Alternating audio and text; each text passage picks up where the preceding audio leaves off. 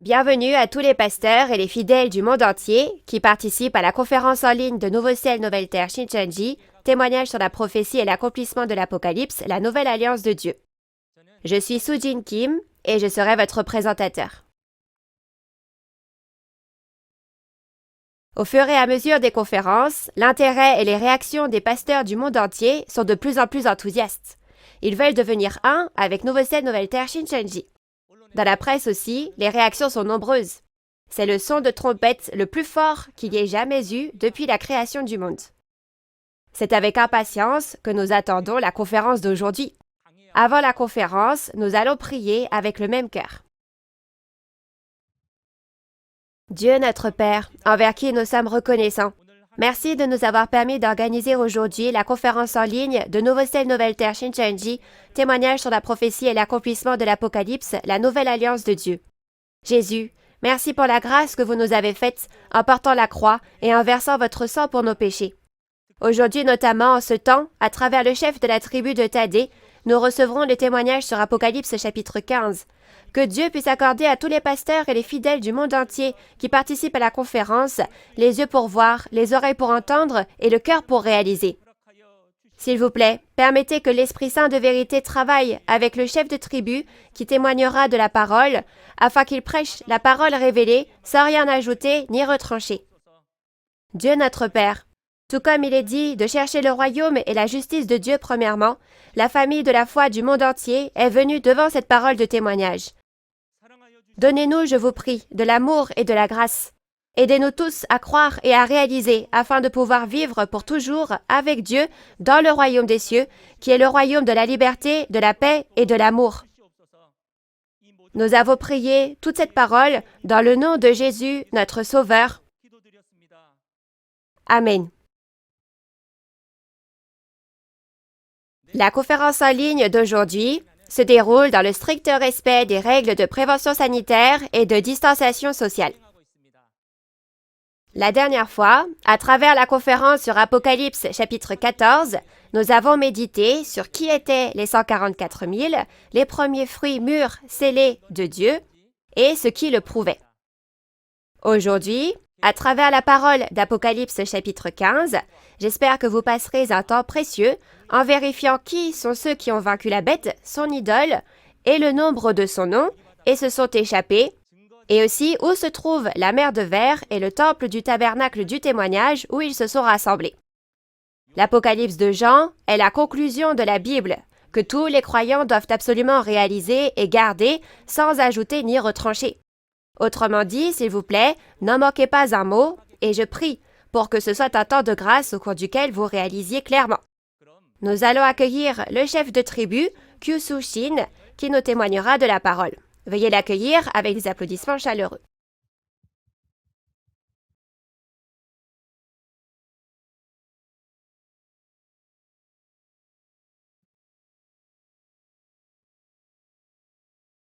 Bonjour à tous. Je suis Kyusoo Shin, établi au nom de Thaddée. Aujourd'hui, à la suite de la dernière fois, je vais vous parler d'Apocalypse 15.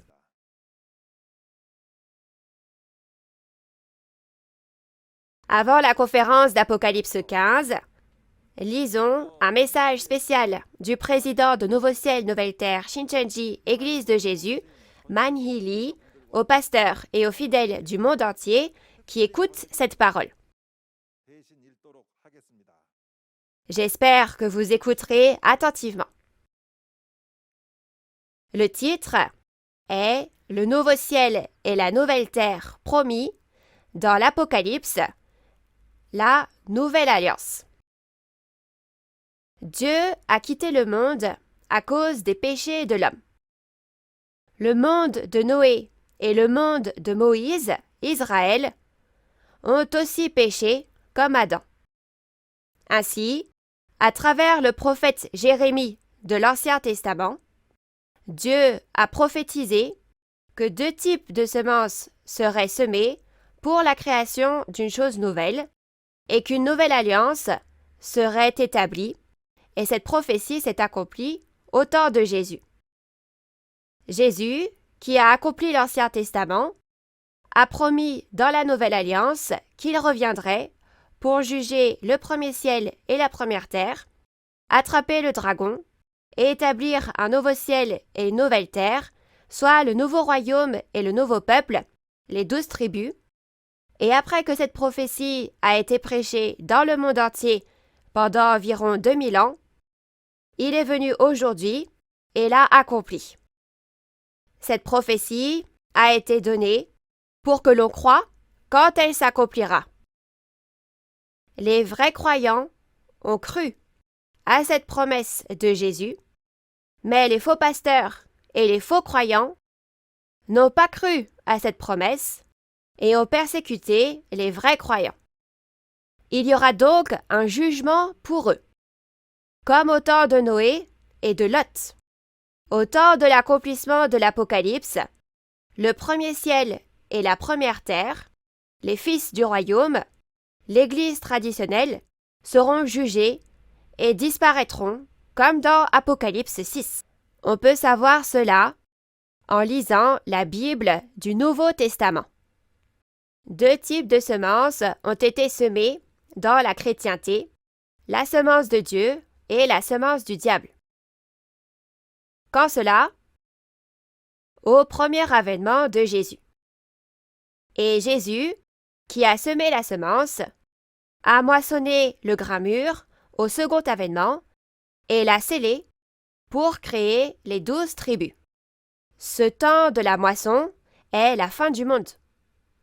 Qui seront ceux qui ne sont pas moissonnés dans la chrétienté en ce temps-là?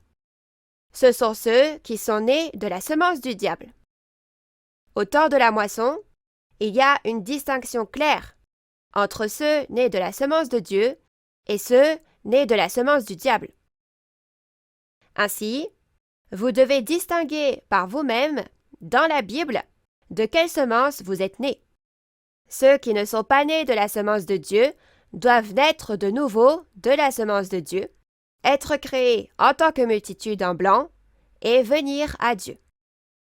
La raison pour laquelle le premier ciel et la première terre ont été détruits pour créer un nouveau ciel et une nouvelle terre, et la raison pour laquelle il faut naître de nouveau de l'esprit et de la semence de Dieu, est que l'on est né de la semence du diable, le Dieu de la mort et de l'esprit du diable. Les hommes, à l'époque d'Adam, de Noé et de Moïse, ont obéi à Dieu au début parce que Dieu était bon avec eux. Mais finalement, ils lui ont tourné le dos et l'ont trahi. Quelle en est la raison? Tous les peuples sur terre sont nés des gènes du pécheur Adam, donc tous étaient pécheurs comme Adam. Quiconque pêche est un esclave du diable et un enfant du diable. Par conséquent, l'homme devait naître de nouveau de la semence de Dieu et du Saint-Esprit de Dieu, et le premier ciel et la première terre, le monde pécheur, devaient disparaître, et un nouveau ciel et une nouvelle terre sans péché devaient être créés. Le royaume des cieux et Dieu doivent venir sur le nouveau ciel et la nouvelle terre et devenir un, et Dieu doit régner.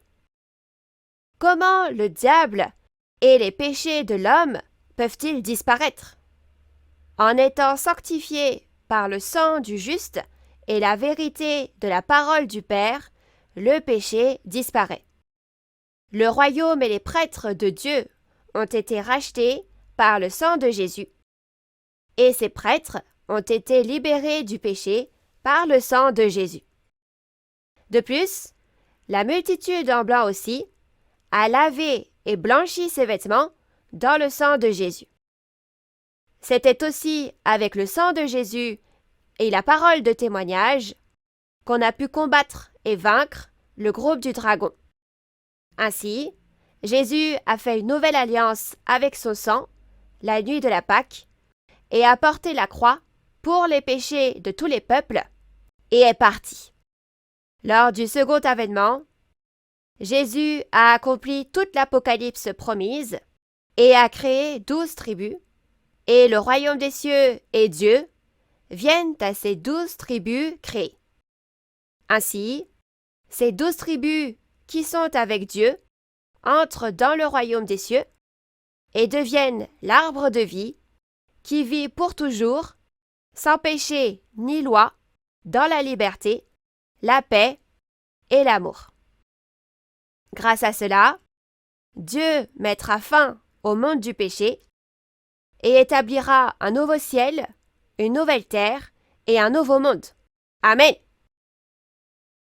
J'espère sincèrement que vous deviendrez des pasteurs et des fidèles du monde entier, vivant dans le nouveau ciel et la nouvelle terre, le nouveau monde que Dieu accomplit. Maintenant, regardons les paroles d'Apocalypse 15. Le titre d'Apocalypse 15 est « Le temple du tabernacle du témoignage où toutes les nations viendront adorer ». S'il vous plaît, souvenez-vous-en bien.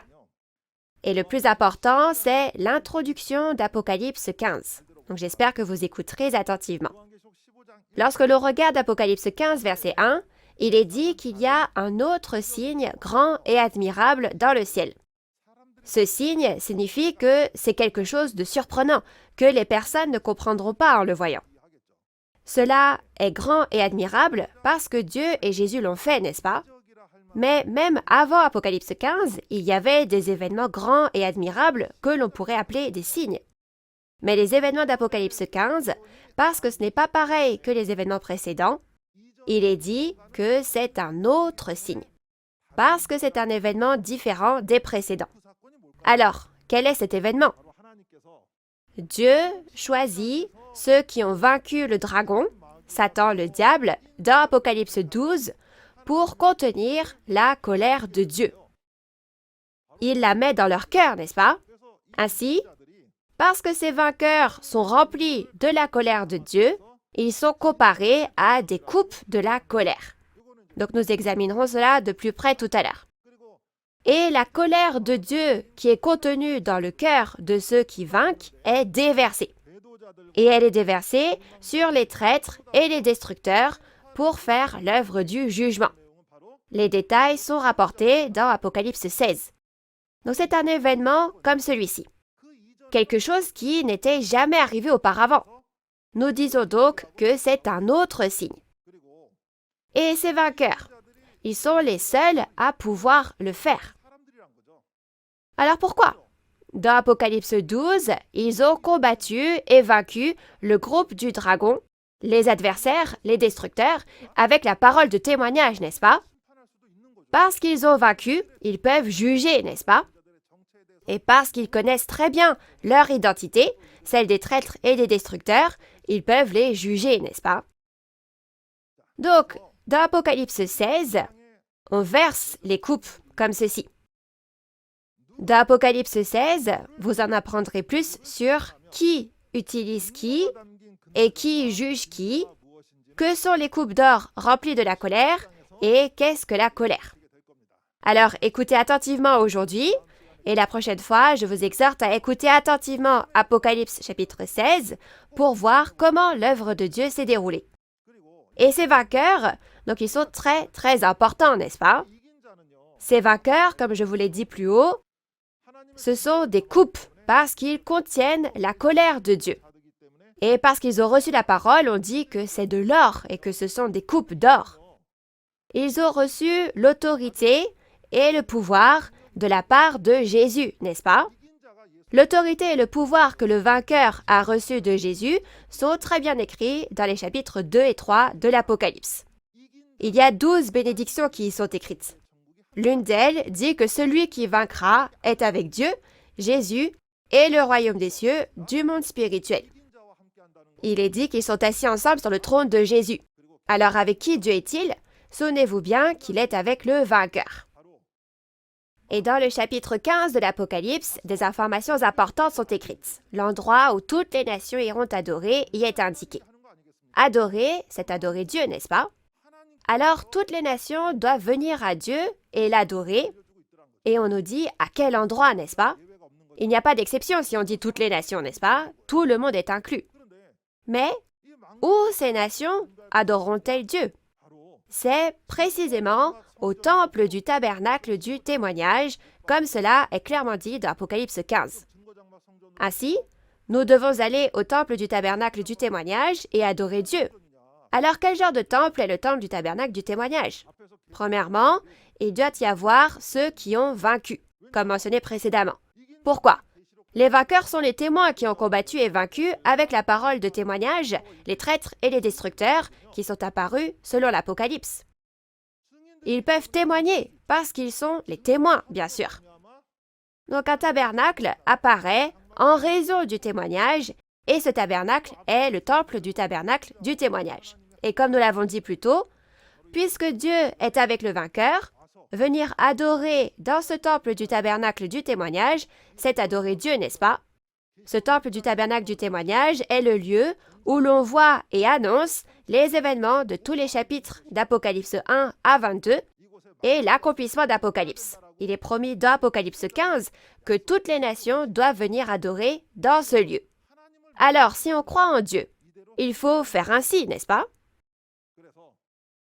Donc, si vous regardez dans Apocalypse 22, versets 18 à 19, on nous dit de ne pas ajouter ni retrancher aux paroles de cette prophétie de l'Apocalypse. Pourquoi? Parce que Dieu accomplit selon cet Apocalypse. Comme il accomplit selon l'Apocalypse, nous ne devons pas ajouter ni retrancher avec des pensées humaines, n'est-ce pas? C'est pourquoi Dieu, qui accomplit cet Apocalypse, a écrit où et avec qui il sera dans l'Apocalypse. Ainsi, lorsque vous réaliserez l'Apocalypse, vous saurez où et avec qui est Dieu. Donc Dieu est présent dans le temple du tabernacle du témoignage où se trouve le vainqueur dont je vous ai parlé précédemment, n'est-ce pas? Ainsi, tous les croyants sur terre qui croient en Dieu doivent faire selon la promesse de la nouvelle alliance de Dieu, n'est-ce pas? Il faut faire ainsi pour être sauvés, non? Et ceux qui adorent Dieu dans le temple du tabernacle du témoignage sont ceux qui appartiennent à Dieu et ceux qui accomplissent l'espérance du royaume des cieux et de la vie éternelle. Alors permettez-moi de vous poser une question maintenant. Il faut faire ainsi, n'est-ce pas? Allez-vous le faire? Oui ou non? Il faut le faire, oui.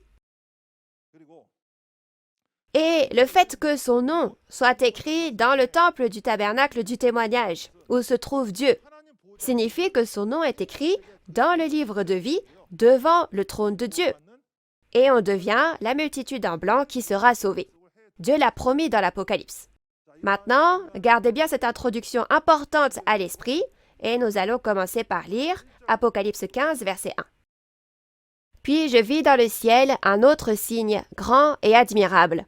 7 anges qui tenaient 7 fléaux, les derniers, car par eux s'accomplit la colère de Dieu. Amen. Le verset 1 dit « Puis je vis dans le ciel un autre signe grand et admirable ». Donc, il doit y avoir quelqu'un qui l'a vu, n'est-ce pas? Évidemment. Et qu'a-t-il vu? Il est dit que les 7 anges reçurent 7 fléaux, les derniers. Et il est écrit que la colère de Dieu s'accomplira, prendra fin avec cela. Alors, tout d'abord, où se trouve le ciel mentionné dans la référence principale? Dans Genèse 37, versets 9 à 11, la famille de Jacob est comparée au soleil, à la lune et aux étoiles. Le tabernacle de Jacob symbolise donc le ciel, n'est-ce pas? Et c'est la même chose. Le ciel, dans la référence principale, est le ciel des chapitres 13 et 12 de l'Apocalypse. Et cet endroit fait référence au tabernacle. Où est la réalité? C'est le temple du tabernacle à Kwachon, en Corée du Sud, qui était la réalité du ciel de l'Apocalypse. On dit qu'un autre signe grand et admirable est apparu dans cet endroit. Alors, quel est cet autre signe? Comme je l'ai déjà dit, il y a eu des signes avant Apocalypse 15. Cependant, le signe d'Apocalypse 15 est différent des signes qui sont apparus auparavant, donc on dit que c'est un autre signe. Alors, quels sont les signes qui sont apparus avant?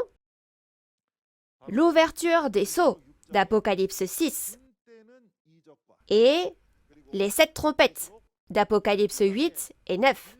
Ce sont ces autres signes.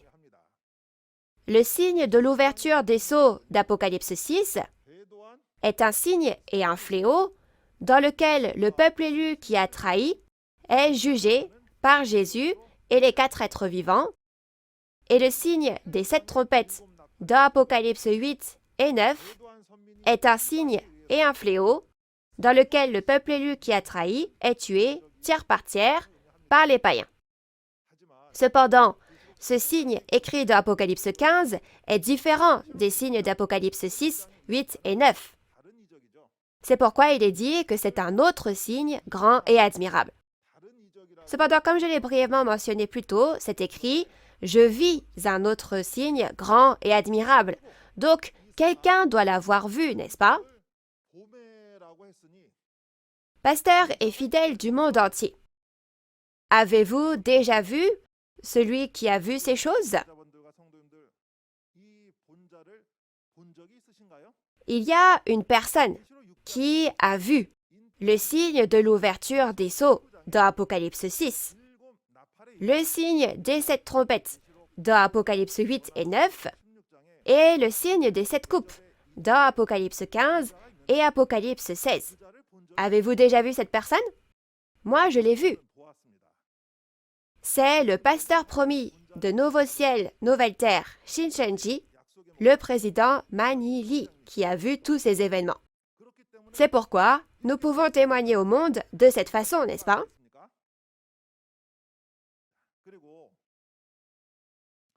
Et pour parler plus spécifiquement de ce qu'il a vu, ce sont les 7 fléaux des 7 anges, soit dans Apocalypse 15, versets 6 à 8, quand on regarde, les 7 fléaux sont appelés les fléaux des 7 coupes.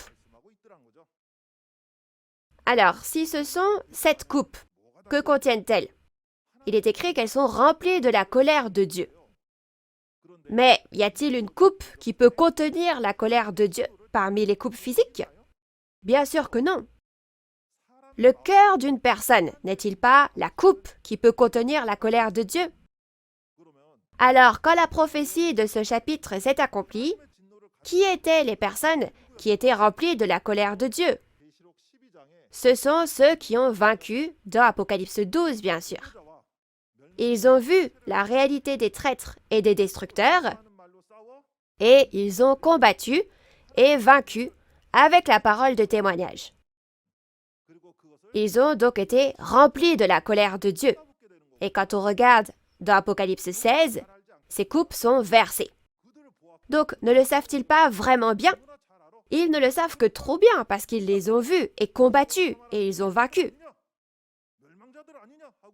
C'est pourquoi ils peuvent déverser la fureur, la colère de Dieu en disant « N'êtes-vous pas les traîtres et les destructeurs mentionnés dans l'Apocalypse ?»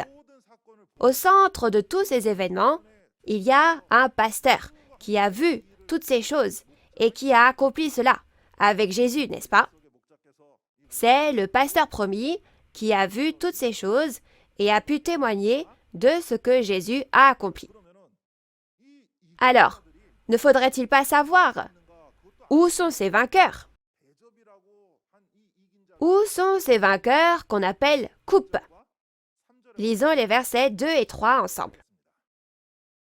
Et je vis comme une mer de verre mêlée de feu, et ceux qui avaient vaincu la bête et son image, et le nombre de son nom, debout sur la mer de verre, ayant des harpes de Dieu. Et ils chantent le cantique de Moïse, le serviteur de Dieu, et le cantique de l'agneau, en disant « Tes œuvres sont grandes et admirables, Seigneur Dieu, Tout-Puissant. Tes voies sont justes et véritables, Roi des nations. » Amen. En regardant les versets 2 et 3, les vainqueurs apparaissent, n'est-ce pas? Contre qui les vainqueurs ont combattu est également écrit. Il est dit qu'ils ont combattu et vaincu la bête, son idole, et le nombre de son nom, et se sont échappés. Alors, où se sont-ils rassemblés? Il est dit qu'ils sont rassemblés au bord de la mer de verre. Et que font-ils là-bas? Il est dit qu'ils chantent le cantique de Moïse et le cantique de l'agneau avec la harpe de Dieu, n'est-ce pas? Je suis vraiment curieux. Qu'est-ce que cela signifie? Ce serait intéressant de trouver la réponse à chacune de ces choses, n'est-ce pas? Tout d'abord, qui est la bête, son image et le nombre de son nom? Où les a-t-on vus? Nous les avons vus d'Apocalypse 13, n'est-ce pas? C'était l'organisation de la bête qui est entrée dans le tabernacle dans Apocalypse 13. Donc, dans la Bible, le faux pasteur qui ne réalise pas la parole de Dieu et appartient à Satan est comparé à une bête.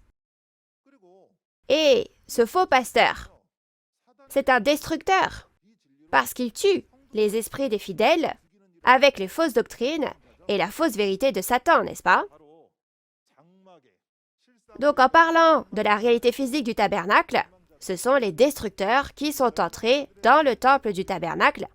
Et quelle est la réalité de ces destructeurs? Premièrement, quand on dit la bête, on fait référence à la bête qui monte de la mer. Donc, il y avait les faux pasteurs de la destruction qui se trouvaient à l'extérieur du temple du tabernacle et sont entrés dans le temple du tabernacle. Ce sont les 7 pasteurs du centre d'éducation des intendants. Et il y a aussi des idoles, n'est-ce pas? Les idoles, quand on regarde Habakkuk 2, 18, il est dit que l'idole en fonte est un faux enseignant. C'est une parabole comparant le faux pasteur appartenant à Satan à une idole. Dans Apocalypse 13, l'idole représente les faux pasteurs établis par la bête du 666, la bête qui est montée de la terre, comparée au nombre 666. Ce sont les 17 évangélistes qui, bien qu'ils venaient du temple du tabernacle, ont reçu la marque et ont été ordonnés par les faux pasteurs, les destructeurs comme des bêtes, et sont devenus un avec ces derniers.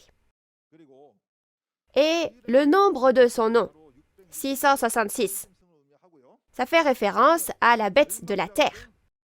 C'est Monsieur le Serpent, issu du temple du tabernacle, qui est devenu le destructeur, n'est-ce pas? Cet homme a été idolâtre, comme Salomon dans l'Ancien Temps. Et c'est lui qui a détruit le temple du tabernacle, tout comme Salomon a détruit Israël. Ainsi, comme il est semblable à Salomon de l'Ancien Temps, il est appelé 666, et c'est ce que vous avez bien appris dans Apocalypse 13, n'est-ce pas? Ils étaient les sujets de la bataille consignés dans l'Apocalypse, n'est-ce pas? Et où est-il dit que ceux qui ont combattu et vaincu et se sont échappés se sont rassemblés? On dit qu'ils sont rassemblés sur la mer de verre, n'est-ce pas? Mais qu'est-ce que cette mer de verre? Dans Apocalypse 4, verset 6, il est dit que cette mer de verre est dans le ciel, devant le trône de Dieu. Donc souvenez-vous-en, où est cette mer de verre? Dans le ciel, devant le trône de Dieu. Cependant, quand on regarde dans Hébreux 8, verset 5, Moïse a construit un tabernacle sur cette terre après avoir vu les choses du ciel. Alors, quelle était l'une de ces choses? Il a fait une cuve pour contenir de l'eau. Cette cuve d'eau était utilisée pour laver les mains et les pieds des prêtres lorsqu'ils entraient dans le tabernacle pour servir Dieu. Alors, la mer de verre sera un lieu pour se laver, n'est-ce pas? Que faut-il laver dans la mer de verre? Laver nos cœurs, notre être intérieur. Mais qu'est-ce qui lave notre être intérieur? Quand on regarde dans Jean 15, verset 3, il est dit qu'on est purifié par la parole de Dieu. Alors, quelle est la signification de la mer de verre? C'est la parole de Dieu qui lave notre être intérieur et la parole révélée ouverte. Alors, le fait que ces personnes, les vainqueurs, sont venus sur la mer de verre, ça veut dire qu'ils se sont rassemblés devant la parole, n'est-ce pas? Ils étaient dans la fausse vérité et en sont sortis pour venir devant la vérité. Et surtout, il y a quelque chose de très important. Ils se sont réunis sur la mer de verre, je vous en avais déjà parlé brièvement, n'est-ce pas? Quand on regarde Apocalypse 4, verset 6, il est dit que cette mer de verre est devant quoi? Devant le trône de Dieu, n'est-ce pas? Alors le fait que les vainqueurs sont rassemblés sur la mer de verre signifie qu'ils sont venus devant le trône de Dieu. Ah, alors où est le trône de Dieu? J'ai besoin de rencontrer Dieu, moi. Si vous êtes une personne qui recherche vraiment désespérément le vrai Dieu, vous devez faire selon la Bible, n'est-ce pas? Selon la Bible, le trône de Dieu est l'endroit où se trouvent les vainqueurs. Ainsi, Là où il y a les vainqueurs, il y a Dieu. Ce contenu est bien écrit dans Apocalypse chapitre 2 et 3. Quand nous regardons dans Apocalypse 3, verset 12, il est dit que Dieu, Jésus et la ville sainte, la Nouvelle Jérusalem, sont avec le vainqueur. Et aussi, en regardant le verset 21, il est dit que celui qui vaincra s'assiera sur le trône de Jésus avec lui. Dans ce cas, si vous êtes un croyant qui désire vraiment rencontrer Dieu et Jésus, vous devez trouver le vainqueur, selon la Bible, selon l'Apocalypse. L'avez-vous trouvé? Vous devez le trouver et le rencontrer, n'est-ce pas? Mais au fait, que dit la référence principale? Il y a quelque chose que ces vainqueurs font sur la mer de verre, n'est-ce pas? Qu'est-ce que c'est? Ils jouent de la harpe de Dieu et chantent le cantique de Moïse et le cantique de l'agneau. Mais qu'est-ce que la harpe de Dieu? Est-ce une vraie harpe physique? Non, bien sûr. Il est dit qu'ils chantent avec cette harpe. Quand on regarde dans Psaume 119, verset 54, il est dit que les statuts de Dieu sont le sujet de mes cantiques. Vous pouvez voir que les statuts, les ordonnances du Seigneur et la parole de Dieu sont comparés à un cantique. Alors à quoi sert cette harpe utilisée pour chanter? Qu'est-ce que la harpe de Dieu? Quand nous étudions la parole, quand nous prêchons la parole, nous le faisons avec quoi? Avec la Bible, n'est-ce pas? Ainsi, la harpe de Dieu signifie la Bible, le livre de Dieu. Et qu'est-ce que le cantique de Moïse? Ce cantique de Moïse correspond aux paroles de l'Ancien Testament. Quand on regarde dans Deutéronome 31, versets 19 à 22 et verset 30, Dieu dit à Moïse, « Moïse, écris les paroles de ce cantique et lis-le au peuple d'Israël. » Ainsi, Moïse a écrit la parole de Dieu, n'est-ce pas? Genèse, Exode, Lévitique, Nombre, Deutéronome. N'a-t-il pas écrit la première partie de l'Ancien Testament? Ainsi, lorsque nous disons le cantique de Moïse, nous entendons par là les paroles de l'Ancien Testament. Alors, quel est le cantique de l'agneau? L'agneau est Jésus. Et dans Luc 22, verset 20, Jésus n'a-t-il pas établi une nouvelle alliance avec son sang? Alors, quelle est cette nouvelle alliance? En d'autres mots, c'est le Nouveau Testament. Dans ce cas, le cantique de l'agneau est la parole du Nouveau Testament, et parce que ce Nouveau Testament n'est pas ancien, mais nouveau, il est appelé Nouveau Cantique d'Apocalypse 14. Alors, si nous allons à l'endroit où sont ces vainqueurs, n'apprendrons-nous pas le cantique de Moïse et le cantique de l'agneau aussi? Ne serons-nous pas capables de maîtriser les paroles de l'Ancien et du Nouveau Testament? Alors, si vous croyez vraiment en la Bible et que vous voulez vivre votre foi selon la Bible, vous devez trouver ce vainqueur, n'est-ce pas? Je crois que tous les croyants du monde entier qui ont assisté à cette conférence réfléchissent déjà à ce qu'il faut faire après avoir entendu ces paroles. Alors, quand ils chantent, que disent-ils? « Tu es le roi des rois, et tes voix sont justes et véritables. » Alors, qui est le roi des rois? C'est Dieu et Jésus. Et les voix de Dieu et de Jésus sont justes et véritables. Dans la Bible, la voie, le chemin signifie la parole. Quel est le chemin vers le royaume des cieux? C'est la parole, n'est-ce pas? Ainsi, les voix du Seigneur, ce sont les paroles justes et véritables de Jésus. Pourquoi les paroles de Dieu et les paroles de Jésus sont-elles justes et véritables? Parce que Dieu accomplit selon ses paroles. Comme il a accompli, c'est véritable, n'est-ce pas? Alors, quand on regarde Apocalypse 15, 2 à 4 et verset 5, qu'est-il dit? Toutes les nations viendront t'adorer. Où ça? Au temple du tabernacle du témoignage. Alors, puisque ces paroles ont été écrites, il faut les accomplir pour qu'elles soient véritables, n'est-ce pas? Alors maintenant, lisons les versets 4 et 5 ensemble. Qui ne craindrait, Seigneur, et ne glorifierait ton nom? Car seul tu es saint. Et toutes les nations viendront et se prosterneront devant toi, parce que tes jugements ont été manifestés. Après cela, je regardai, et le temple du tabernacle du témoignage fut ouvert dans le ciel. Amen. En regardant les versets 4 et 5, que disent les vainqueurs? Ils disent que nous devons craindre et glorifier le nom du Seigneur. Alors, pourquoi en serait-il ainsi? C'est parce que les œuvres justes du Seigneur ont été manifestées. Alors, que signifie que les œuvres justes du Seigneur ont été manifestées? Notre Dieu a prouvé lui-même qu'il est vivant en promettant et en accomplissant, à plusieurs reprises. Ainsi, lorsque les promesses précédentes de Dieu sont accomplies et que la réalité est manifestée, ne devrions-nous pas être capables d'honorer Dieu en disant « Oh, vraiment, notre Dieu est vivant !» Il en va de même pour les promesses dans la référence principale. Ils disent que nous devons craindre Dieu et glorifier Dieu parce que cela a été accompli, n'est-ce pas? Alors, qu'est-ce qui s'est accompli? Et ils disent que toutes les nations viendront adorer le Seigneur quand elles verront ce qui a été accompli. Alors, quand il est dit que toutes les nations viendront adorer le Seigneur, ne devrait-il pas y avoir un temple où elles peuvent adorer? Donc, je l'ai déjà dit plusieurs fois, mais je le répète parce que c'est très important. Où est cet endroit? C'est le temple du tabernacle du témoignage où toutes les nations viennent adorer. Donc, qu'y a-t-il à rajouter? N'est-ce pas écrit noir sur blanc?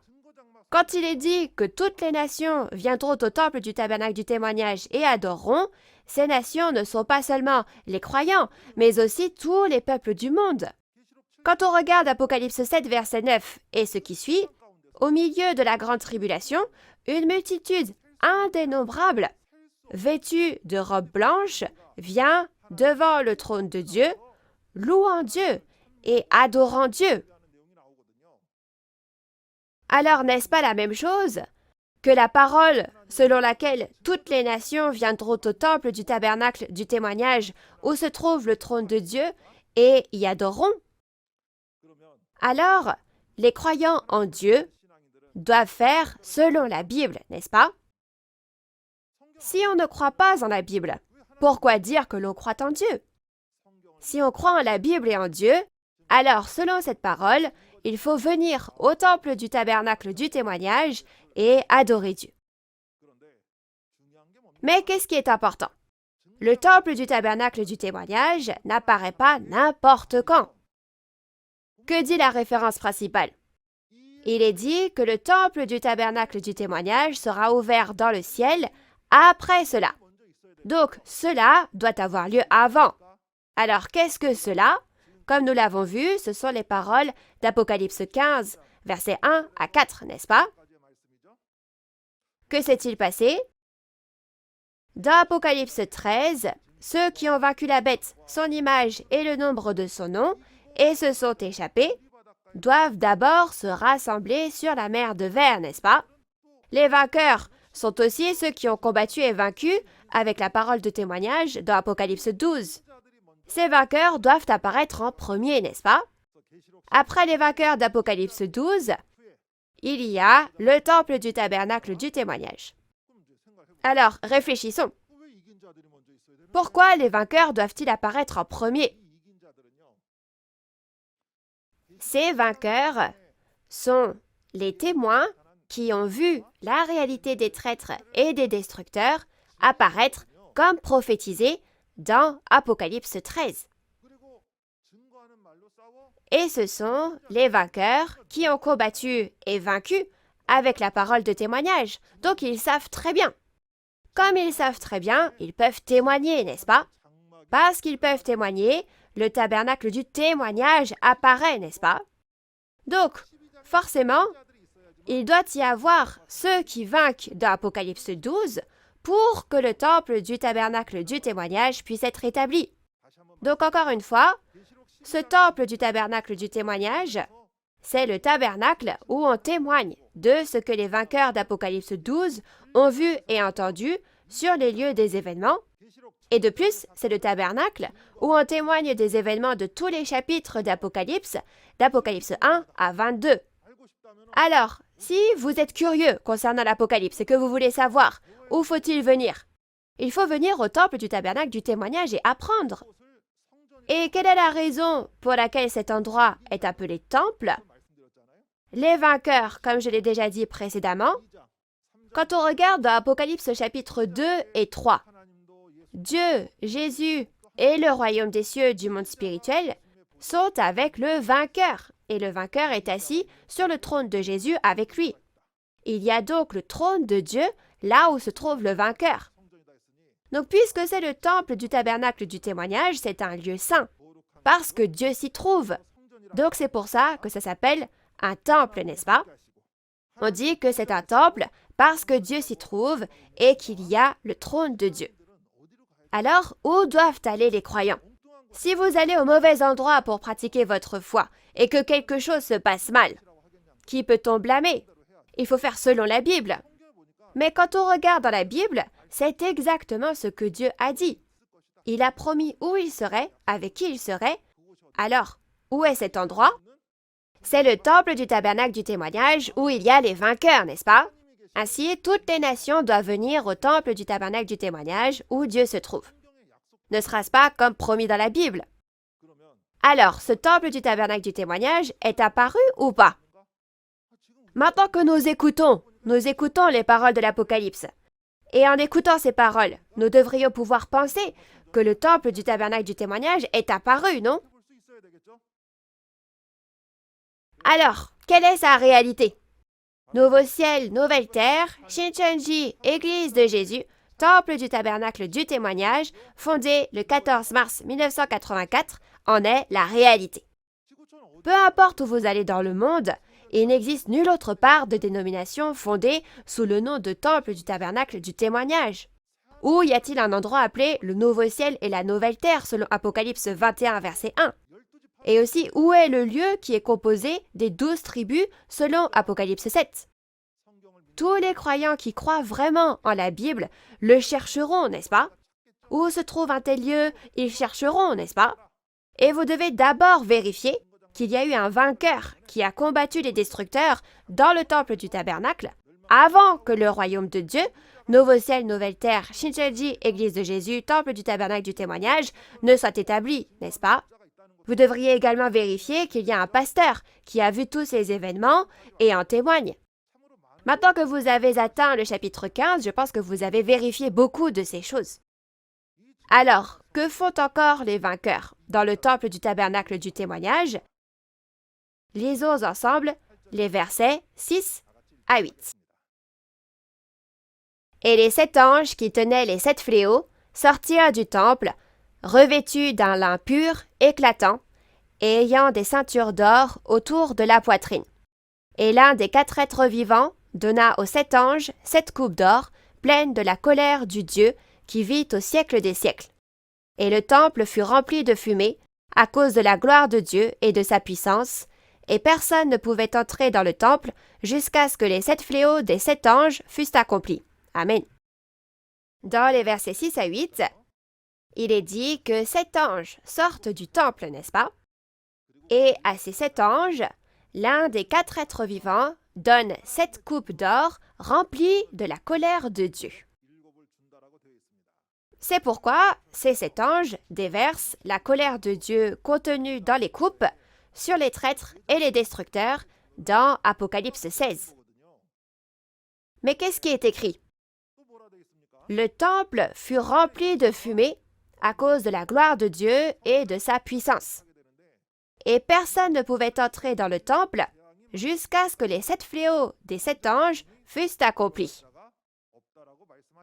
Alors, quand tous les fléaux des 7 coupes seront déversés, cela signifie que ceux qui peuvent entrer dans le tabernacle apparaissent, n'est-ce pas? Alors, qu'est-ce que ce contenu? Regardons ces points un par un. Tout d'abord, où est le temple où les 7 anges sont apparus? C'est le temple du tabernacle du témoignage mentionné dans le verset précédent. Alors, dans ce temple du tabernacle du témoignage, il y a le trône de Dieu, il y a Dieu et aussi les anges, n'est-ce pas? Et il y a aussi les 4 êtres vivants. Donc, nous avons appris les 4 êtres vivants, n'est-ce pas? Nous avons bien appris dans Apocalypse 4 et Apocalypse 6. Ce sont les 4 archanges et les commandants de l'armée de Dieu. L'un de ces 4 archanges a donné aux 7 anges 7 coupes d'or remplies de la colère de Dieu. Donc ils sont mentionnés plusieurs fois. Qui sont-ils? Ce sont les vainqueurs d'Apocalypse 12, n'est-ce pas? Les vainqueurs ne connaissent-ils pas très bien la réalité des traîtres et des destructeurs? Ils les ont combattus et vaincus. Par conséquent, la colère de Dieu remplit également leur cœur. N'êtes-vous pas les traîtres de l'Apocalypse? N'êtes-vous pas les destructeurs? Donc ils sont ceux qui peuvent en témoigner, n'est-ce pas? Ainsi, le fait que l'un des 4 êtres vivants donne les 7 coupes de la colère aux 7 anges signifie que les 7 anges utilisent les vainqueurs d'Apocalypse 12 et travaillent à travers eux, n'est-ce pas? Donc l'esprit agit à travers la chair. Et en regardant la référence principale, il est dit que le temple fut rempli de fumée à cause de la gloire de Dieu et de sa puissance. Donc il n'est pas possible que le temple soit rempli de fumée physique, n'est-ce pas? Alors de quelle fumée parlons-nous ici? Cela signifie que la parole de la colère de Dieu, qui juge les traîtres et les destructeurs, remplit le temple comme la fumée se répand et remplit le temple. Et la ferveur de ce cri, comme quoi les traîtres et les destructeurs seront jugés, est la fumée qui remplit le temple. Et il est dit que personne ne pouvait entrer dans le temple jusqu'à ce que les 7 fléaux des 7 anges fussent accomplis. Alors, qu'est-ce que cela signifie? Cela a-t-il un sens pour ceux qui appartiennent à la bête d'entrer dans le temple de Dieu? Cependant, on leur ouvre aussi les portes. Alors, quand ça? Après avoir versé toutes les coupes. Ainsi, les membres de la bête ne peuvent pas entrer dans le temple du tabernacle du témoignage jusqu'à ce que le jugement du fléau des 7 coupes soit terminé. Mais ceux qui se repentent après avoir reçu tous les fléaux des coupes pourront venir dans le temple du tabernacle du témoignage et adorer devant Dieu. Ainsi, quand on regarde Apocalypse 16, verset 12, les coupes sont versées. Et c'est justement cette parole de témoignage qui devient le chemin. La parole de témoignage devient le chemin. Et le chemin pour les rois de l'Orient apparaît. C'est cette parole de témoignage qui est devenue le chemin, n'est-ce pas? C'est ce qui les a fait sortir. Et comme le chemin, la voie s'est ainsi ouverte, Jésus les a appelés, n'est-ce pas? Il est dit que Jésus, l'agneau, les appelle et les fait sortir. Et dans Apocalypse 18, verset 4 aussi, il est dit « Mon peuple ». Donc Babylone, cette Babylone a maintenant détruit toutes les nations avec le vin de la fureur de son impudicité. Donc vous l'apprendrez bien dans Apocalypse 18, c'est pourquoi il est dit que toutes les nations appartiennent à cette Babylone, appartiennent à Satan, le diable. Mais que dit Apocalypse 15? Il est dit que toutes ces nations viendront adorer Dieu, n'est-ce pas? Alors quand on regarde dans Apocalypse 22, il est dit que toutes les nations seront guéries. Quelle bonne nouvelle, n'est-ce pas? Quelle nouvelle surprenante! Lorsque vous réalisez l'Apocalypse, ou que vous regardiez, le salut de Dieu est écrit, n'est-ce pas? Le lieu du salut est écrit. Et le pasteur qui témoigne de la parole du salut a été promis. Il est donc vrai que cette parole de Dieu résonne comme une trompette partout dans le monde en ce moment. Alors, que dit Apocalypse 18, verset 4? « Sortez du milieu d'elle, mon peuple !» Donc Jésus appelle et fait sortir. Il leur dit de sortir et les guide. Où? Toutes ces nations? Vers le temple du tabernacle du témoignage, n'est-ce pas? Alors, les croyants qui croient en la Bible doivent venir à Dieu selon ses paroles et sortir pour venir au temple du tabernacle du témoignage où Dieu se trouve, n'est-ce pas? Il faut réaliser cette parole, n'est-ce pas? Il faut naître de nouveau de cette parole. Donc nous avons vu jusqu'au verset 8. Maintenant, résumons le processus de l'Apocalypse avec des illustrations en images. Résumons ce que nous avons vu jusqu'à présent. Tout d'abord, le lieu des événements de l'Apocalypse, appelé Temple du Tabernacle, est apparu, n'est-ce pas? Qui s'y trouvait? Il y avait 7 messagers comparés à 7 étoiles. et il y avait des fidèles sous eux. Cependant, de faux pasteurs qui enseignent la doctrine et les commentaires de Satan, donc les faux pasteurs, appelés Nicolaïtes dans Apocalypse 2 et 3, sont entrés dans ce tabernacle où ils se trouvaient, n'est-ce pas? Donc, dans Apocalypse 13, ils sont appelés le groupe de la bête. Et selon l'accomplissement physique, ce sont les pasteurs du centre d'éducation des intendants qui sont entrés dans le temple du tabernacle et ont donné la marque avec la fausse vérité de Satan. Donc, ils ont donné la marque sur le front et la main droite. Ils leur ont fait accepter les doctrines de Satan. Ainsi, les pasteurs et les fidèles du tabernacle qui ont reçu la marque sont devenus des traîtres. Et il a été révélé que les pasteurs de ce centre d'éducation des intendants qui leur ont donné la marque étaient les destructeurs, n'est-ce pas? Donc il y a des témoins qui ont vu la réalité de ces traîtres et de ces destructeurs sur les lieux des événements. Mais à quoi ça sert de juste voir? Ah ok, ce sont les traîtres et eux les destructeurs. Dieu leur a-t-il montré ces choses juste pour faire joli? Non, bien sûr. S'ils ont vu ces choses, ils doivent se battre avec ce qu'ils ont vu, avec ce témoignage. Ainsi, parce que ces témoins se sont battus et ont vaincu avec la parole de témoignage, ils sont devenus les vainqueurs. Et ces vainqueurs se sont réunis sur la mer de verre, comme nous le voyons aujourd'hui dans Apocalypse 15. Se rassembler sur la mer de verre signifie se rassembler devant le trône de Dieu. Et là où il y a ces vainqueurs, et où se trouve le trône de Dieu, le temple où toutes les nations viendront adorer a été établi. C'est la fondation de Nouveau Ciel, Nouvelle Terre, Shincheonji, Église de Jésus, temple du tabernacle du témoignage, n'est-ce pas? Et les vainqueurs dans le temple du tabernacle du témoignage deviennent les coupes de la colère. Et cet événement est également accompli dans Apocalypse 16.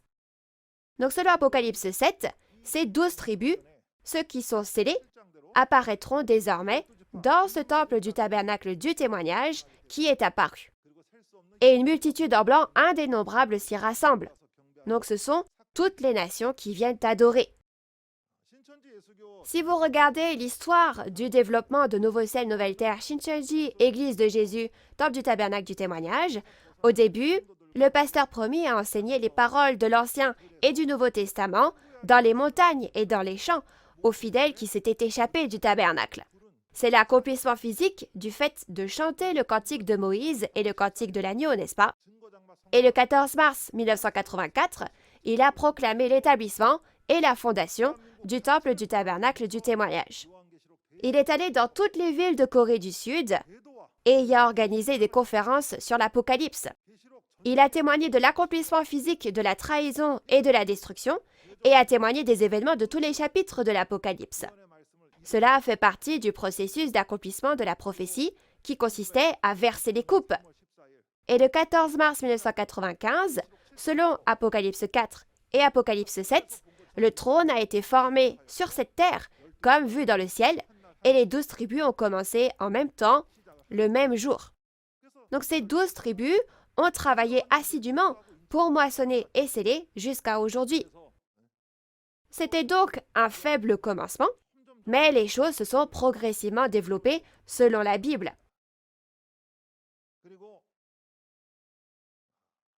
Et quelque chose d'inédit s'est encore produit. Pour la première fois depuis la création du monde, 103 764 personnes ont été diplômées en 2019. Alors essayez d'imaginer. On apprend cette parole révélée et on est diplômé. Cela veut dire que plus de 100 000 personnes ont appris cette parole en un an seulement. Vraiment beaucoup de gens viennent, n'est-ce pas? Alors maintenant, regardons les paroles de la conclusion et nous aurons fini. Quelles étaient les coupes d'or contenant la colère de Dieu? Ce sont les vainqueurs d'Apocalypse 12. Ce sont les personnes qui ont tout vu sur les lieux des événements, n'est-ce pas? Et ils deviennent les coupes de la colère et le jugement est versé sur les traîtres et les destructeurs dans Apocalypse 16. Et le fait que les vainqueurs se tiennent sur la mer de verre signifie qu'ils se sont rassemblés devant le trône de Dieu. Alors, souvenez-vous bien, s'il vous plaît, que l'endroit où les vainqueurs se tiennent, sur la mer de verre, est devant le trône de Dieu. Et la raison pour laquelle Dieu a fait des vainqueurs des coupes de la colère, c'est parce qu'ils ont vaincu et ont vu les événements sur place, donc ils connaissent très bien les traîtres et les destructeurs. Alors, si on veut savoir qui sont les traîtres et qui sont les destructeurs, il faut rencontrer le vainqueur, n'est-ce pas? En réalité, le fait de pouvoir écouter cette conférence aussi, c'est parce qu'il y a un vainqueur que c'est possible, n'est-ce pas? Et la raison pour laquelle toutes les nations viennent adorer ici, c'est parce que Dieu est avec les vainqueurs et que le trône de Dieu est ici, n'est-ce pas? Il faut donc se souvenir du nom du temple. C'est le temple du tabernacle du témoignage. Et enfin, après l'apparition des vainqueurs, il y a le temple du tabernacle du témoignage pour témoigner de ces événements. C'est pourquoi nous ne pouvons connaître les événements de l'Apocalypse qu'en les écoutant dans le temple du tabernacle du témoignage. Dieu n'a choisi qu'un seul endroit. Dieu demande, voulez-vous connaître les événements de l'Apocalypse? Et voulez-vous obtenir le royaume des cieux et l'espérance grâce à l'Apocalypse? Alors, vous devez venir au temple du tabernacle du témoignage où se trouve le trône de Dieu. C'est précisément ce qu'il nous dit dans Apocalypse 15. Alors, nous devons vivre notre foi selon la Bible, n'est-ce pas? Nous devons vivre notre foi selon la Bible et devenir un. Nous devons devenir un avec Dieu et Jésus. Et puisque Dieu et Jésus sont dans le temple du tabernacle du témoignage, le fait que toutes les nations viennent à ce temple du tabernacle du témoignage pour adorer Dieu, c'est ça, devenir un avec Dieu et Jésus. Alors qui doit faire ça en premier? Les pasteurs et les fidèles du monde entier ne devraient-ils pas être les premiers à le faire? Nous devrions donc tous crier que nous sommes un en Dieu, en Jésus et dans cette prophétie de l'Apocalypse et la parole de son accomplissement physique, n'est-ce pas? Il y a toujours quelque chose que le pasteur promis, le président Manili, fait lors de ses voyages à travers le monde, n'est-ce pas? Pour dire « nous sommes un », il dit « we are one ». Que dites-vous de le crier tous ensemble maintenant? Nous sommes un en Dieu et en Jésus. We are one. Merci.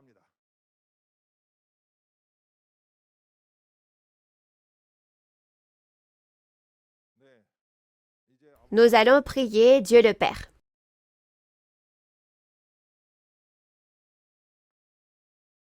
Dieu notre Père très saint, plein d'amour et de grâce.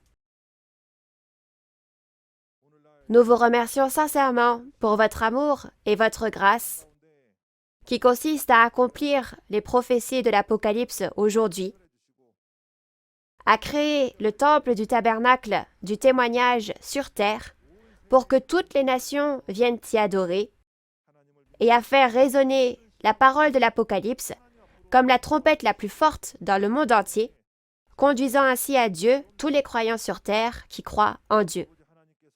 Dieu notre Père, vous avez promis depuis longtemps où vous seriez et avec qui dans l'Apocalypse, et vous l'avez accompli. S'il vous plaît, permettez à toutes les nations de venir rapidement au temple du tabernacle du témoignage, où se trouve le vainqueur, avec le trône de Dieu, avec lequel Dieu est. Les promesses de la Bible sont maintenant en train de s'accomplir.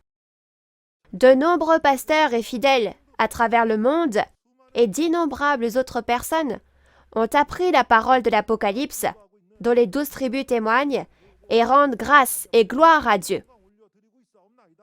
Nous savons que ce n'est pas un hasard, mais une chose précieuse qui s'accomplit selon l'Apocalypse de la Nouvelle Alliance, établie avec le sang de Jésus. Ainsi, en ce temps, en tant que croyants qui voient et entendent tous ces événements, veuillez nous permettre de venir rapidement devant Dieu. Puissent ces paroles devenir la voie, le chemin, pour que l'adoration devant Dieu, l'adoration de toutes les nations, puisse s'accomplir rapidement. Faites en sorte que tous les bien-aimés pasteurs et fidèles du monde entier deviennent un en Dieu, en Jésus et dans la parole révélée. Nous prions au nom de Jésus-Christ, qui est plein d'amour et envers qui nous sommes reconnaissants. Amen. Ceux qui ont combattu et vaincu la bête sont devenus les coupes de Dieu, remplies de la colère de Dieu. Alors, Quelle est cette terre où est déversée la colère? La guerre d'Armageddon, certains d'entre vous en ont peut-être entendu parler. Comme tous les rois du monde se rassemblent pour combattre, est-ce la Troisième Guerre mondiale ou est-ce la guerre nucléaire? Je ne sais pas si certains d'entre vous pensaient ainsi. Puisque nous avons commencé notre foi avec la Bible, nous devons croire selon la Bible pour réaliser notre espérance. Nous espérons que nous entrerons dans le royaume des cieux désirés en croyant aux prophéties et à l'accomplissement physique de l'Apocalypse, la Nouvelle Alliance. Après le témoignage clair et pertinent du chapitre 15 de l'Apocalypse, nous avons même pu regarder la bande-annonce de la prochaine conférence. Les paroles d'Apocalypse 16 seront données par Won-Guk Kim, le chef de la tribu de Philippe. Ce sera à 10 h du matin, comme aujourd'hui. Venez vérifier comment les fléaux des 7 coupes que nous avons brièvement vus dans Apocalypse chapitre 15 s'abattent et quelle est leur réalité. De plus, si vous avez d'autres questions sur l'Église ou la doctrine de Nouveau Ciel, Nouvelle Terre Shincheonji, ainsi que sur les paroles de l'Apocalypse que vous avez entendues aujourd'hui, veuillez contacter le numéro correspondant pour chaque tribu affichée à l'écran. Maintenant, nous allons terminer avec la prière que le Seigneur nous a enseignée. Notre Père qui es aux cieux, que ton nom soit sanctifié, que ton règne vienne, que ta volonté soit faite sur la terre comme au ciel. Donne-nous aujourd'hui notre pain de ce jour. Pardonne-nous nos offenses, comme nous pardonnons aussi à ceux qui nous ont offensés. Et ne nous laisse pas entrer en tentation, mais délivre-nous du mal. Car c'est à toi qu'appartiennent le règne, la puissance et la gloire, au siècle des siècles. Amen. Ceci conclut la conférence en ligne « Témoignage sur la prophétie et l'accomplissement de l'Apocalypse, la nouvelle alliance de Dieu » sur Apocalypse 15. Merci à tous de vous être joints à nous.